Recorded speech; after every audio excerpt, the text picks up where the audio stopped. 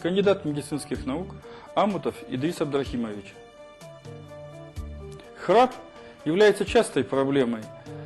Само звучание храпа во время сна говорит о том, что воздух, вдыхаемый и выдыхаемый, проходит затруднением. Очень часто причиной этого является неблагополучие, отклонение в строении верхних дыхательных путей. Лор-врач проводит осмотр и обследование пациента. Затем проводится обезболивание.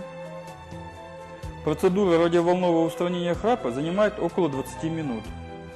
Проводится в амбулаторных условиях. Госпитализации не требуется. Через час после завершения процедуры пациент уходит домой. Трудоспособность не теряется, пациенты сохраняют обычный режим питания. Лечение храпа с применением радиоволновой технологии проводится в нашей клинике за один сеанс, эффективно и безопасно. Так как наиболее частой причиной храпа является дряблое мягкое небо, которое вибрирует при прохождении воздуха, современный радиоволновый метод позволяет укрепить мягкое небо при необходимости изменить его конфигурацию.